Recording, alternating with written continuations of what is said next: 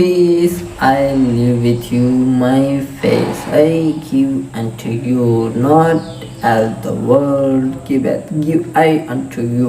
Let not your heart be troubled, neither let it be afraid.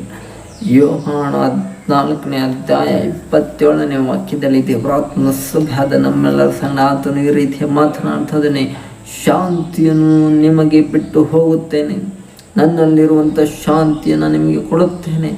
ಲೋಕವು ಕೊಡುವ ರೀತಿಯಲ್ಲಿ ನಾನು ನಿಮಗೆ ಕೊಡುವುದಿಲ್ಲ.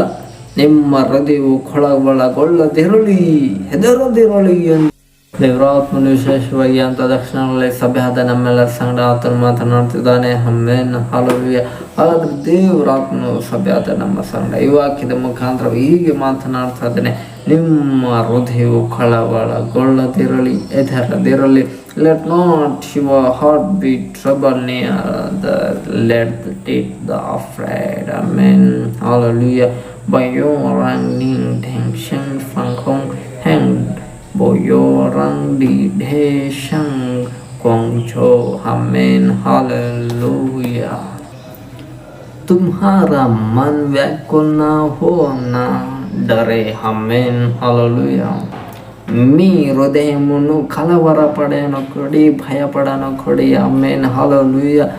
ಹಾಗಾದರೆ ನಿಮ್ಮ ಹೃದಯವು ಕಳವಳಗೊಳ್ಳದಿರಲಿ. ಯೋಹಾನನು ಯೇಸುವಿನ ಶಿಷ್ಯನಾಗಿ ಅನೇಕ 3.5 ವರ್ಷಗಳ ಕಾಲ ಆತನು ಇದ್ದನು.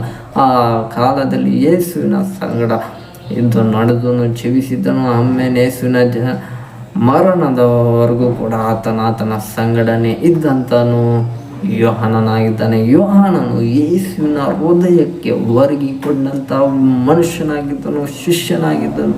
ಆಮೇಲೆ ಯೇಸು ಏನೇ ಮಾಡಬೇಕಂದ್ರೆ ಇಂಪಾರ್ಟೆಂಟ್ ಆಗಿ ಯೋಹಾನನಿಗೆ ತನ್ನ ಎಲ್ಲ ವಿಷಯಗಳನ್ನು ತಿಳಿಯಪಡಿಸ್ತಿದ್ದನು. ಆಮೇಲೆ ಹಲ್ಲೆಲೂಯಾ. ಆಗ ಯೇಸು ಹೇಳ್ತಾ ಇದ್ದಾನೆ, ನಾನು ನಿಮಗೆ ಶಾಂತಿಯನ್ನು ಕೊಡ್ತೇನೆ, ಅದು ಲೋಕ ಕೊಡೋ ರೀತಿಯಲ್ಲಿ ಕೊಡಲ್ಲ, ಪರಲೋಕ ಕೊಡೋ ರೀತಿಯಲ್ಲಿ ಕೊಡ್ತೀನಿ ಅಂದ. ಆಮೇಲೆ ಅನೇಕ ದೇವ ಜನರು ಕೂಡ ಮಾಡೋ ದೊಡ್ಡ ಮಿಸ್ಟೇಕ್ ಕೂಡ ಇಲ್ಲೇ. ನಾವು ನಮಗೆ ಲೋಕದಲ್ಲಿ ಯಾವ ರೀತಿ ಸಂತೋಷ, ಸಮಾಧಾನ, ಶಾಂತಿ ಬರುತ್ತೋ ಹಾಗೇ ಬರಲಿ ಎಂಬುದು ನೋಡ್ತೀವಿ. ಆದರೆ ನಮ್ಮ ದೇವರು ಹೇಳ್ತಾನೆ ಅದಕ್ಕೆಲ್ಲ ಉಲ್ಟಾ ಹೊಡಿಸ್ಬಿಡ್ತಾನೆ. ಲೋಕದ ರೀತಿಯಲ್ಲಿ ನಾನು ನಿಮ್ಗೆ ಶಾಂತಿ ಕೊಡೋಲ್ಲ, ಸಮಾಧಾನ ಕೊಡೋಲ್ಲ, ಯಾವುದೇ ರೀತಿಯಾದಂಥ ಆಶೀರ್ವಾದ ಲೋಕದ ರೀತಿಯಲ್ಲೆಲ್ಲ ಕೊಡೋಕ್ಕೆಲ್ಲ ನಾನಿರೋದು. ನಾನು ಲೋಕನೇ ಪರಲೋಕ ಅಂದರೆ ಪರಲೋಕದ ರೀತಿಯಲ್ಲೇ ನಾನು ಎಲ್ಲವನ್ನು ಕೊಡ್ತೇನೆ ಅಂತ ನಮ್ಮ ದೇವರು ಅದೇ ಕ್ರಿಸ್ತನು ಮಾತನಾಡ್ತಾ ಇದ್ದಾನೆ. Amen, hallelujah. ಆದ್ದರಿಂದ ನೀವು ಕಳವಳಗೊಳ್ಳಬಾರ್ದು, ನೀವು ಹೆದರಕ್ಕೆ ಹೋಗಬಾರ್ದು. ಯಾಕಂದರೆ ನಾನು ನಿಮ್ಮ ಸಂಗಡ ಇದ್ದೇನಲ್ಲ. ಕೆಲವ್ರಿಗೆ ಅದು ಕೂಡ ಡೌಟು, ಯೇಸು ಇದ್ದಾನ ನಿಮ್ಮ ಜೊತೆಲ್ಲ ಅಂತ ಪ್ರಶ್ನೆ ಮಾಡಿದ್ರೆ, ಏನೋ ಬ್ರದರ್ ನಮಗೆ ಡೌಟು, ಯೇಸು ಇದ್ದಿದ್ರೆ ನಮಗೆ ಎಲ್ಲ ಯಾಕೆ ಕಷ್ಟ, ಯಾಕೆ ದುಃಖ ಎಂಬುದು ಕೆಲವರು ಹೇಳೋದ್ರಲ್ಲೇ